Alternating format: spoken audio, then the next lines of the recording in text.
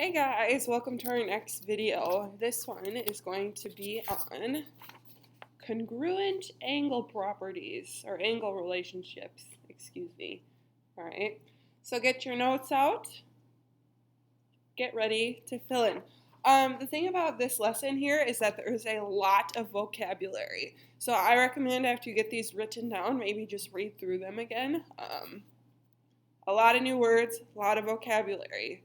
I want to make sure everyone is staying caught up. First two definitions for you.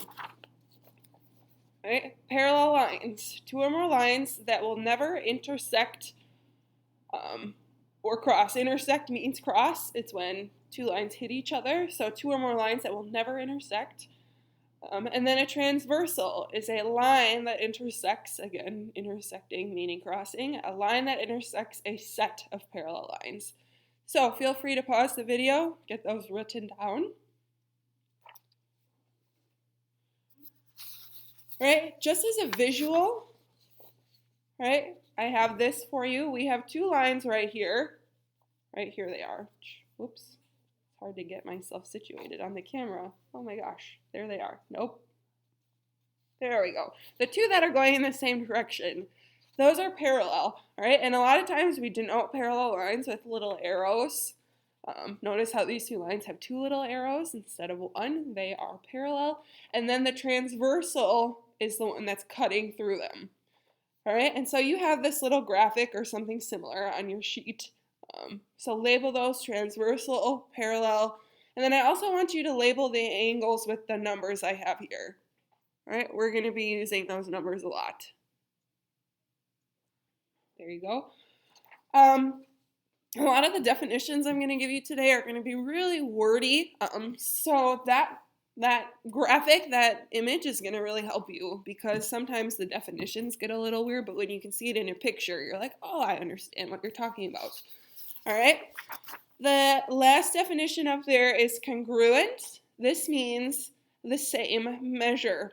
And so the symbol we use for that is, we're talking about angles, this unit.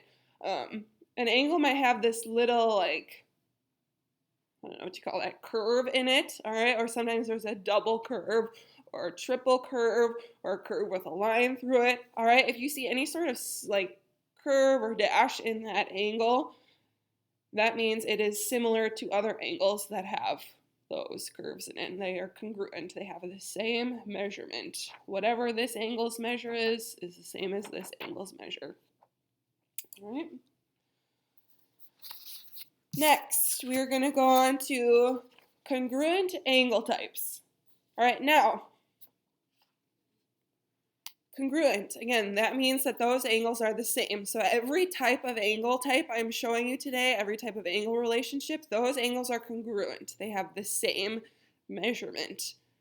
All right, so just maybe make a note of that to yourself. All right, the four relationships you have listed on your sheet, those are all congruent. All of those angles have the same measurement.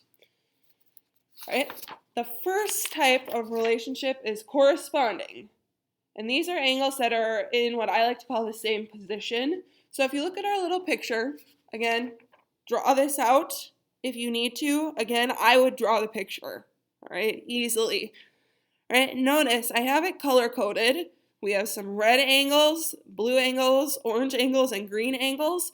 And notice how angles that are in the same color are kind of in the same spot. The blue angles are on top, the red angles are off to the left, the orange angles off to the right, green angles off to the bottom.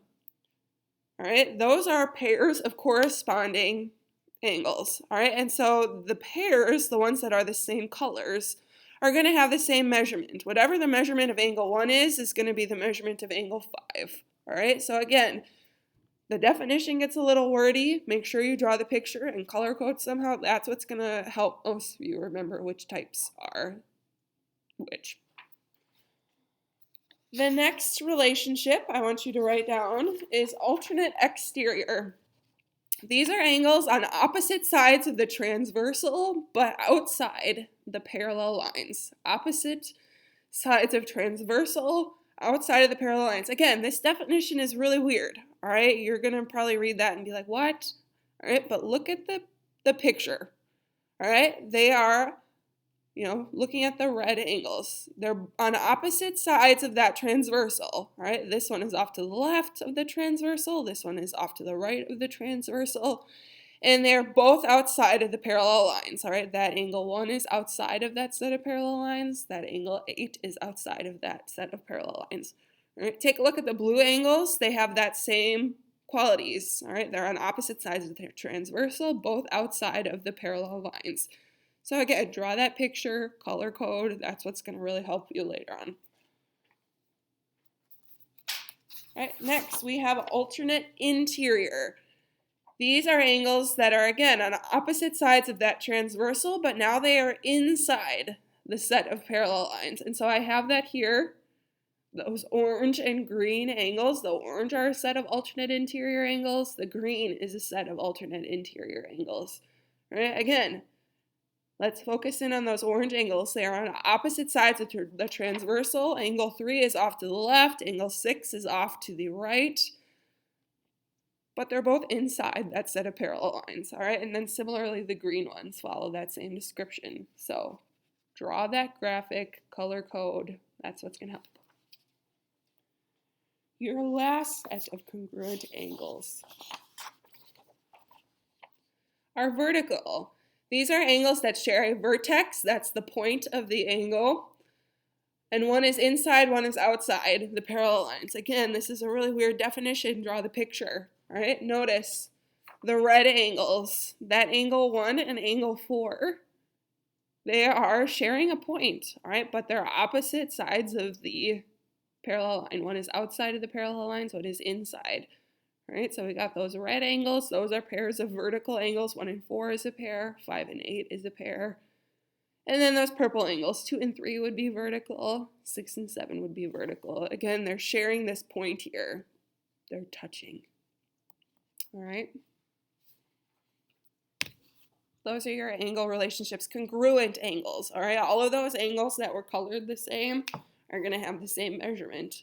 All right. We're going to talk more about this tomorrow. That's a lot of vocabulary, a lot of things to go over. We're going to work with it. Do not worry. I'll see you tomorrow. Bye.